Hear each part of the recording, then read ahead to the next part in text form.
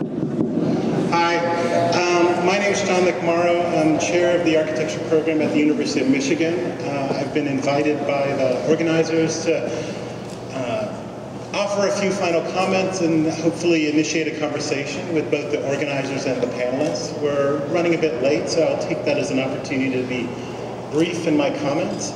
I wanted to start off by picking up on the final comment of the last panel by Michael, who offered his appreciation for the organizers, for the students, for OSU for providing this great setting.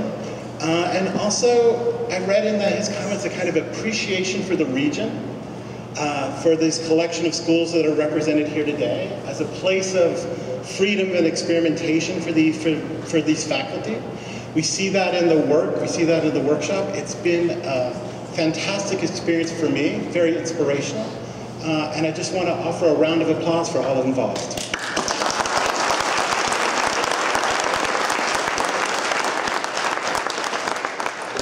So in my comments, which will be brief, I wanted to pull back a bit.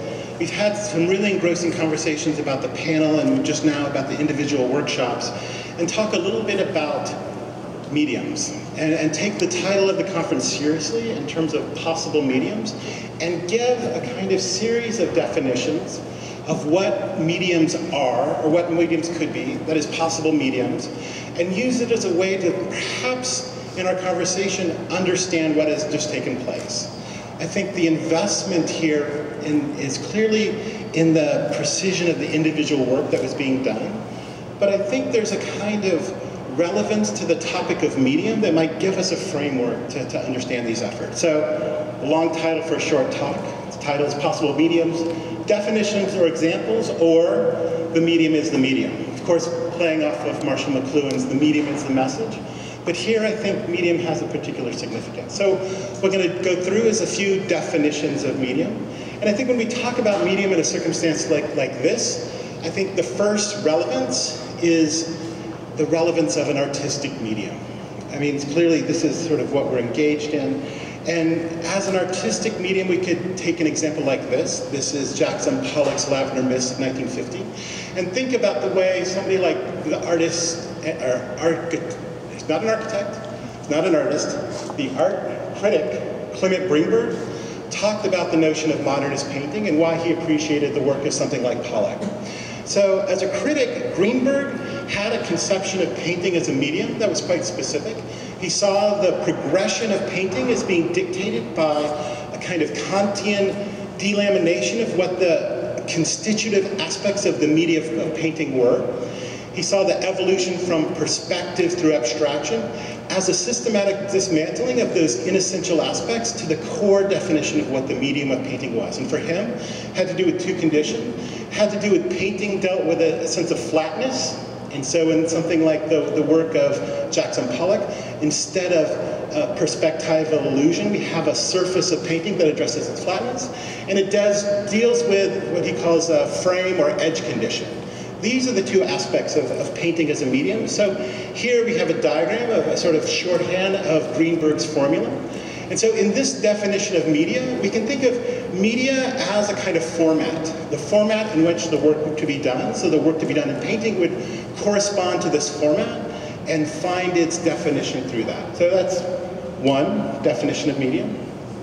Another definition of medium is the intervening substance through which sensory impressions are conveyed or physical forces transmitted. And so this sense of medium is a bit like if you think about planting medium, or a medium in painting where the medium is the substance through which the active agent operates. It's not the active agent itself, it's a sort of extender, the sense of medium as the kind of material through which it's operating, but material in a literal sense. And so in this concept of media, we can think about the medium as that sort of array of dots, and the content is sort of held within the medium. The medium is the sort of material through which the content might be realized. So a plant medium is soil to generate the flowering plant. I think one aspect that we can get back to in the conversation is what is the content in the medium work we're seeing today? And I think some of that has to do with the particular elaborations, but I also wonder if there's a sort of conceptual agenda. I would invoke a term and then take it immediately away. Sort of like, what are the metaphysics of the mediums we're looking at? And so I take the term away because I don't think they're implying things that pre-exist these conditions, but what, in addition to new technologies, new sensibilities, are these mediatic attentions giving us new frameworks, new sensibilities, new forms and frameworks of thought itself that are being enacted? So perhaps the medium of a conference like this are the ideas that are being brought through, and so we could think about that activity in this way. Another definition of medium is the middle quality between two states and extremes, the sort of reasonable balance. And here, this is the medium of size. So not small, not large, but medium. We can also think about this medium as that condition between the extremes. It's a sort of Goldilocks theorem, not too hot, not too cold, but just right. And so in this sense, we could think of that medium as both a middle condition, but we could also say a negotiation between those two extremes. And this sense of medium, I think, has relevance to what we're seeing today in terms of the work, because I realize as we look at it, the potential usefulness of medium for us today in this setting is that we see the workshops, and they are embodiments, I would say, of individual projects, work that's being done literally by individual students, but also the intellectual project of the workshop leaders. And then at a sort of bigger scale, we have the sort of specter of the discipline. We're in an architecture school, so we think about this wide, disembodied notion of the discipline itself. I think medium might come in literally as a kind of mediator between these two extremes, giving us a way to talk about legibilities, continuities between groups of work, relieved of the responsibility about defining the discipline through the definition of these mediums, but a multiplicity of meanings that might operate under the larger aegis of the disciplinary framework. So I find it could be really potentially useful, and it's been very exciting for me to think about, sponsored by this conference, is to, rather than have to have the individual battle of the project in terms of writing about people, or the sort of grandiose ambitions of defining the discipline in which we all operate, to think about a multiplicity or possible mediums as a way of thinking about provisional coherencies that both have correspondences up and down. Another definition of a medium is a person claiming to be in contact with the spirits of the dead and able to communicate between the dead and the living. So that's somebody who can speak to the great beyond. This is a medium who can see into the future, who can speak into the past. And we've had some of the discussion on the panels about the relative, how was it staged? The historical interest of the different panels and the relative projection of the different panels.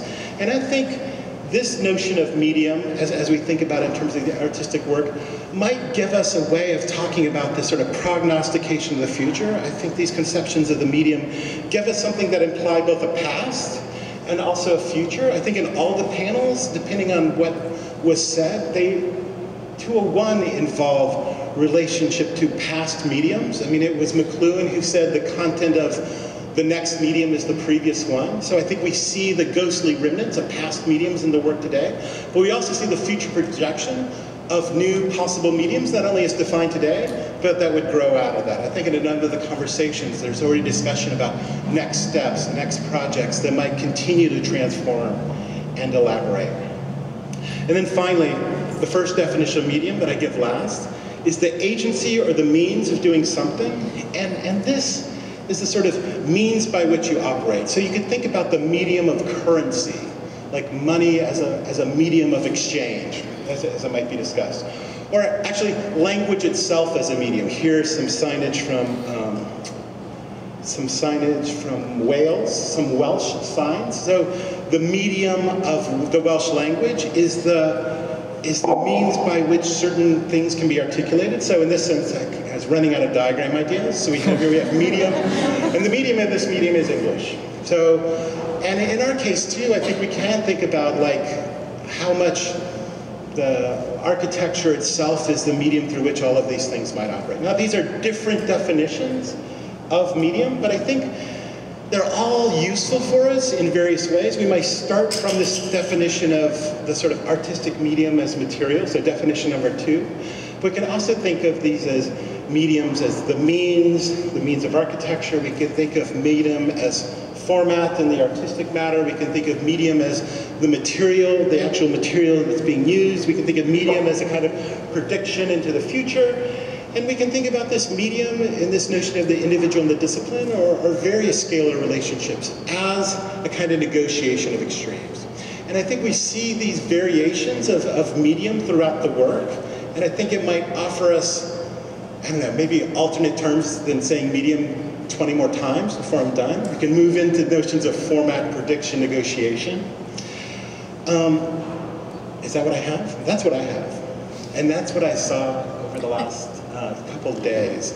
With that, and to keep the tone light and moving, we're running a little late, I would like to employ a model of division of labor that's already been implied by the conference, and have the sort of reporting captains from the different committees, the different panels, as it were, have an opportunity to offer some closing comments on the panels in terms of not only the individual realizations of the workshops, which I think were profound, as we've seen already, and not only the sort of what did we learn about active models or figural projections, but I think now is our opportunity to go across the board through lateral cuts and try to think about what is at stake in these possible mediums. What are the potentials that are left on the table? What is the work to be done? And sort of future steps. And like all of these formats, we'll go through, everybody have a chance to say their piece, and we could maybe move to some discussion and conversations after that. So first off, we have the panel of figural projections, and I will advance the slides as you wish. We have the pictures of each of the topics.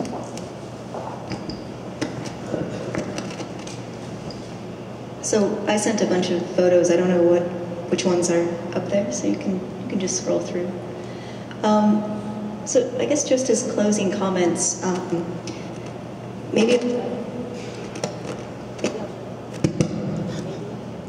I'll try to get my, maybe I'll try. They put it in the stand. It's the cord. Is that happening? Can you hear me? Yes. Okay, I'll lean in. So I think I'll maybe try to answer a question that Andrew Holder asked during the lunch, and I didn't answer it well for 2 reasons. One, I was eating lunch, and 2, it was right after the figural projections panel discussion. But I thought it was a really good question, and he was kind of establishing an unease with what we had shown, and I think in contrast to the tactile objects panel that happened the next day, it made a lot more sense to me. And I think after seeing the end results of my 3 people, Jimenez, Thomas, and Angie, I think I can maybe better answer that question. So his question, given that I went through a relatively short, but maybe kind of comprehensive history lesson as to where these people fit in. So I talked about Hidek, I talked about Shumi, and others that were kind of, I think, influential to that work. And also the kind of need or reliance on the precedent, or on the kind of historical context within which they're working. So very just bluntly, Andrew's question was, what happens when the reservoir runs out? Meaning the reservoir of precedent, the reservoir of history. And I didn't really know how to answer that then. I think I talked a little bit in the panel about the poaching from popular culture and the kind of riffing on some of those precedents. So I would use Thomas's example, and maybe you could advance to, yeah, that's a good one. Riffing on not necessarily a historical precedent, so we saw that happen with, say, the Parc de la Balliet, Shumi with the fattening of the lines, but with a kind of rethinking of how we might project a plan based on a television show. So they were watching The West Wing and kind of interpreting that plan through what they saw visually, kind of perceptually, as opposed to what they were looking at in a fixed planimetric drawing. And so I think that the answer would be maybe threefold. That one, there's many ways to skin a cat, and I think we saw those cats splayed out in different ways. Maybe one was literally in Angie's section. But the other thing is that the reservoir, I think, opens up a bit larger, and I think it even opens up into the terrain of tactile objects, in the sense that we're not necessarily looking at the material features, or they are not necessarily looking at the material features of, say, pigs and bunnies, but they're looking at the kind of figural legibility of those things. And I think I think John made the comment at the end of Angie's, which was really interesting in that it got, I think, to the heart of the final discussion, which was, or the final question in that panel, which was, is there a shift and a kind of natural progression from the figural identity of these things as an exterior massing? So we talked about character and persona and these types of things, and a kind of fallout or lack of legibility as you move to the interior of these things. And I think that played out really well in Angie's vaults, that were, as soon as we took the tops off, we started to see a kind of new figure emerge that no longer needed to rely on bunnies and moose and things like that. So I think some of those answers that have continued to come up in less formal settings were answered for me as I walked through the three sections. Who's next? Let's see. Technology.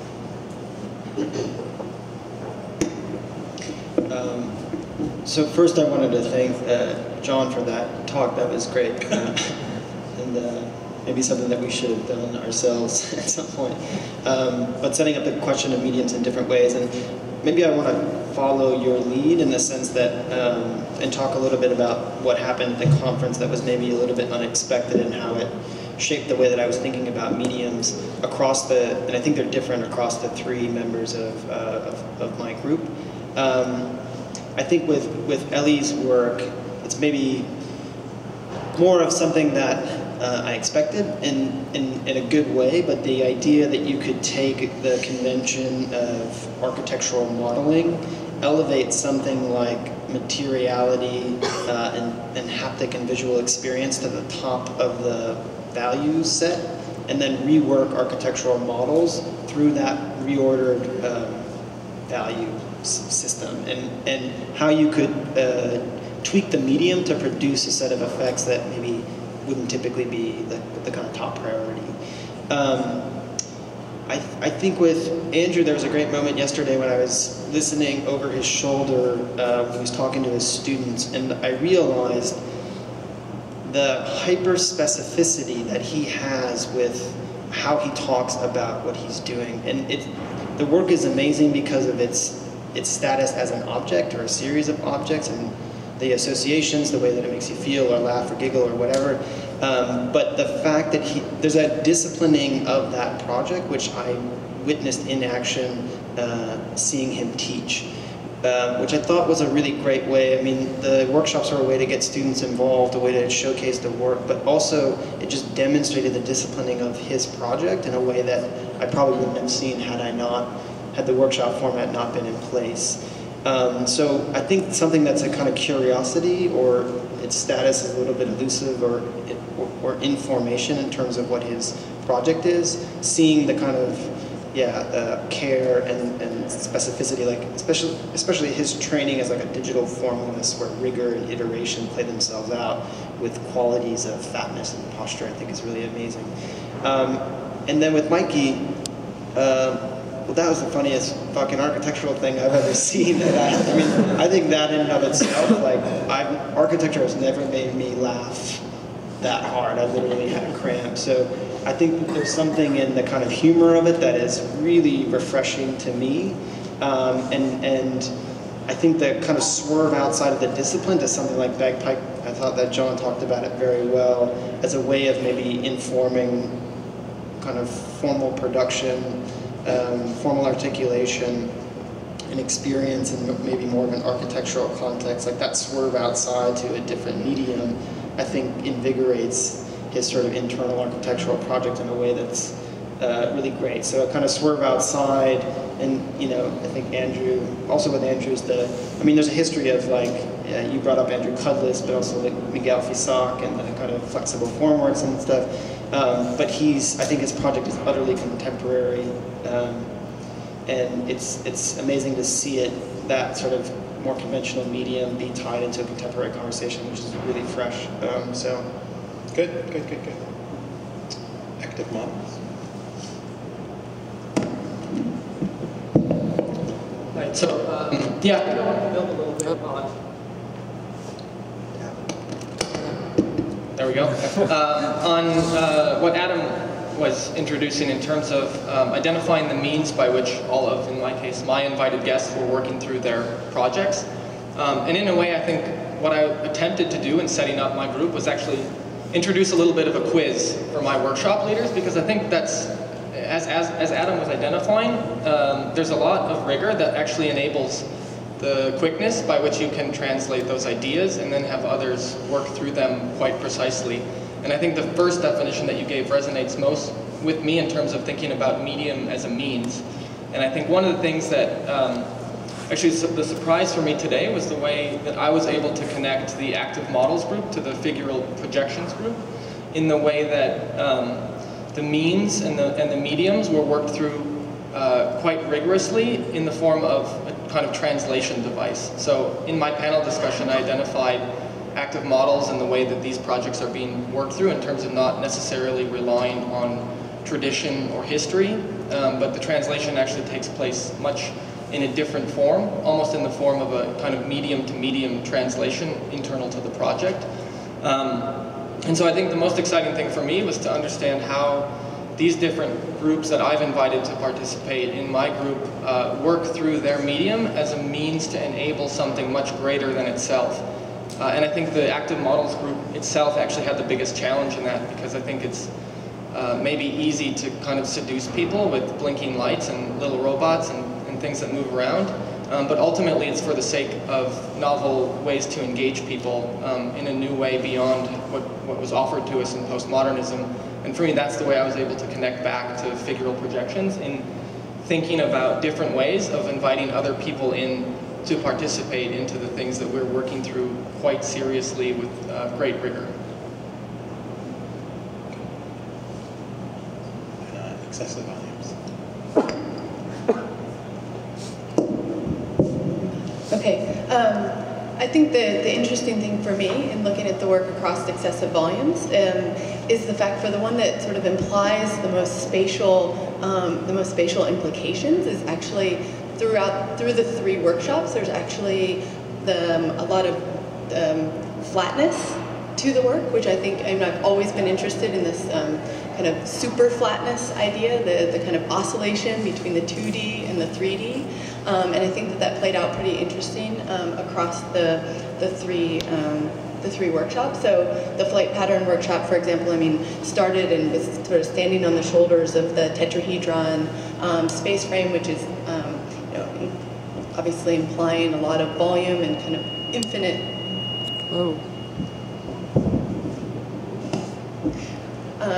Sort of an infinite ability to expand in all directions. So the potential for the volume to kind of continue, I think, is there, this kind of space beyond thing. Although when you look at it, it is one of the ones that I think is one of the most beautiful drawings in the 2D qualities of it. And you talked about it when you were talking to them, what's more important, the lines of the triangles or the surface.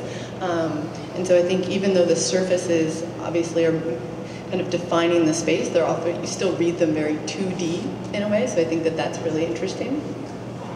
I think in the case of Justin's workshop, they started with primitives, the cone, the cube, the cylinder, and worked to kind of amplify them and kind of test them against sort of structural forces. Justin mentioned yesterday to you when we were up there talking, you were like, why? We don't yet see it here, but there was these great drawings of having expanding the volume of one of those primitives and then punching a hole in it to sort of increase its edges, to increase its points. And so I think it becomes it goes away from the volume in a way and becomes more drawing-like, as it has more edges and corners, things that can capture shadow, and I think also the kind of coloration across it. And so again, the sort of oscillation between the 2D of the patterning of what it's making, and then the potential of the 3D space that it would make. And I think finally, it was interesting, then I think Michael sort of fits perfectly with the sort of starting with the 2.5D project, looking at the bas relief and pulling out sort of the vectoral qualities, the densities, the movement, the depths that were in there, and bringing them out into drawing. And I would have to agree, we've talked about this at dinner several nights, this idea of, when you look at these things from afar, I wonder all the students tomorrow that might look down on these things, and it's sometimes easy to sort of start to categorize them together, but actually when you listen over the shoulders of any of these workshop leaders that we've invited, they're intensely meticulous and specific about the conversation that they're having with the students and the effects that they're trying to produce. And I appreciate that, particularly the 3 workshop leaders that I invited. They're insanely rigorous in terms of their sort of larger project, and I really appreciate that, and I think that actually carries across a lot of all the workshop leaders that we've invited here. Good. I think, not to negate Kristy's point, because I think the beauty and the rigor of the work, the achievement of the work is it's being specific in those workshops. I do think this is a moment to pull back a little bit, not to find consensus or agreement, but I don't know, let's talk about realizations that were made. I think we're despite the cosmopolitan makeup of the architectural scene, like we're all at different schools and go to different places, I think we are inevitably provincial. And I think one of the most interesting things today for me was seeing different students, different instructors from different schools bringing together certain work that seems very different on the outset. But I wonder, despite evidence to the contrary, if there were new agreements that were made in the conversations, other sort of cross-sections we could make through the material. And I don't think there would be realizations that could hold water with every group in every way. But I will offer one, but I wonder if you have others. I mean, it sort of struck me that in different ways, shapes, and forms, and this is something that came up in the discussion of one of the workshops in relation to the Pet Sounds work, is that it seems like one tendency we see in these various takes is a kind of movement towards illegibility. And so, not trying to disguise source material, but trying to highlight it in some way. Trying, whether it's through legible figurations, whether in the case of the pet works in the bagpipe in terms of cultural memory, figural residences, all these sorts of things. I found that interesting, having seen it emerge in the different schools being literal academies, but also schools of thought. I think it's emerged in different ways, but I was sort of struck with the degree to that as a sort of sub-theme of things that were coming through. It doesn't have to be the only sub-theme, it might even be the most interesting, but I wonder if you guys had other similar epiphanies going through the work this morning. And then I'd like to bring it out to the crowd after that. Yeah, I mean, I think that one of the interesting things is that I think a lot of the seeds for this work were planted probably 8 years ago, and I think, Jeff's writing, Sylvia's writing, Bob's writing, and the fact that a lot of these people are teaching with those people, but they were provocations at that point. I remember the conversation that was emerging around Alejandro, Jeff, and Sylvia in the Quadrants article in 2006, which was in response to a lecture that Alejandro gave at UCLA. You proposed a figural as a untapped possibility.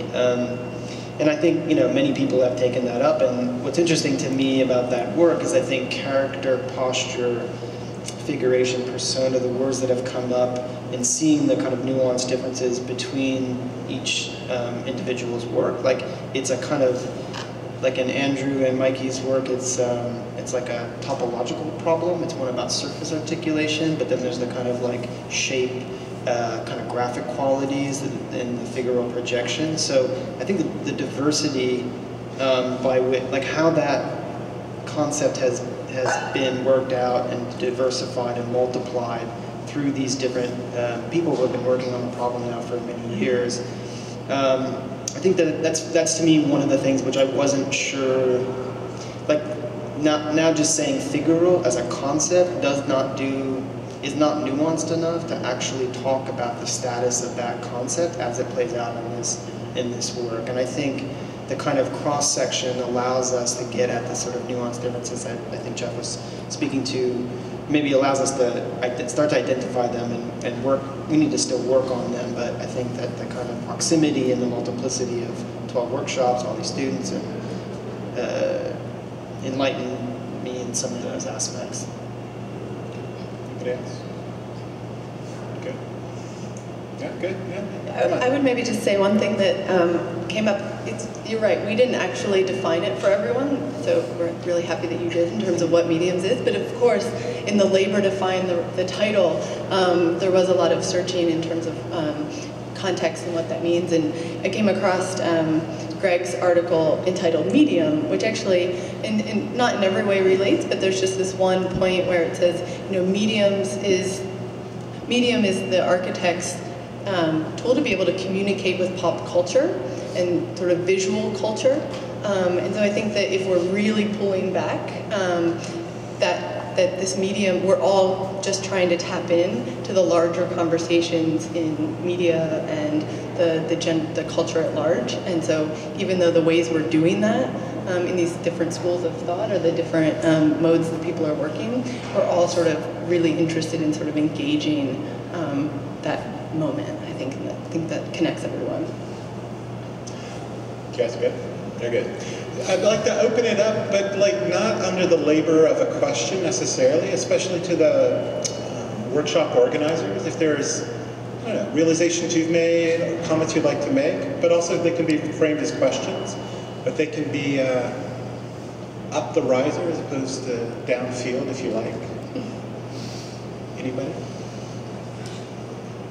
Mike? John, I would just like to commend everyone for what they brought to the school. I think also the way in which it's organized, the combination of workshop and the discussions that have taken place, I think is a really great way to ramp up and accelerate the conversation and to spread the conversation. I just would like to commend everyone who's been involved to make this possible, because I know it's more difficult to do than another kind of gathering, but I think the potential and the power has just been remarkable these last few days. And, I would like to applaud those up on the stage for making this happen.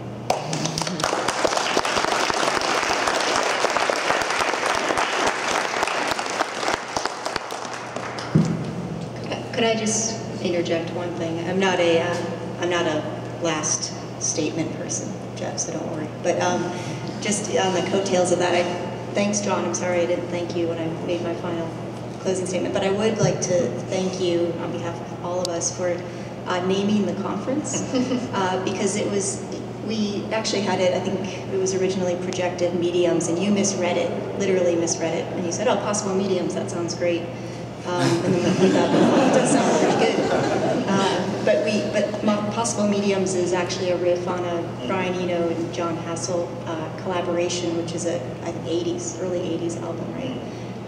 And I think if you read the description of that, which I had not read until I heard Possible Mediums, but if you read the description of Possible Musics, Eno and John kind of describe this as future primitive music, and I think that's a really interesting way to describe these workshops.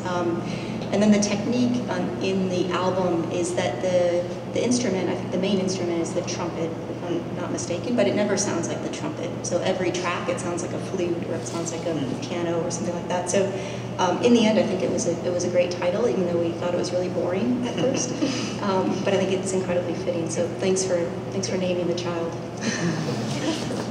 I had another sort of appreciation, which was that I think what this conference has done, in a sense, is remove the power from proprietary technique and sort of secrecy. So now all of the methods are on the table, and the value of the work can no longer be determined by asking the question, how did you do that? The kind of most awful and prosaic question of contemporary work. And I would say that this goes beyond the kind of open sourcing of technique, because that's a kind of handing from one nerd to another. to a kind of like complete leveling of technique, and now it is kind of completely accessible to all. And I find that now that sort of puts the pressure on what does it do in a really acute and productive way. No, I think that's a fantastic comment. When Adam came to me in my office and described his intentions for this, you know, it's my job to be generally enthusiastic about faculty efforts. I was like, oh, that sounds great. He described these workshops, and I'm just thinking like, I don't know, that sounds like a pain in the ass. Go ahead, like, good luck. But it's been like a revelation, and I think exactly on the way that Andrew's describing, to sort of see the stuff and sort of put it out there. And it also, I mean, I think for it to happen here, like at OSU, but also at Kentucky, at Michigan, and Chicago, you know, I sort of realized only over the course of the day there's a genealogy of friendship based on another school, but to like have the connections between the schools based not only on geographic proximity, which never amounted to much in the past, but now through common attentions and the sharing of information, extending that conversation across the schools with the students. I mean, we all raise together in our efforts by things like this, by these shared resources, and it's been a sort of spirit of generosity that's, I think, really the way we want to work. I think we want to work through enthusiasm and generosity as opposed to privacy and seclusion. So I think it's really not only a model for a kind of event, but a model for a kind of studio, a model for a kind of life in design that I think has been illustrated here. That's like one of my big takeaways. That sounds like a concluding comment. Yeah. What do you guys think? Okay.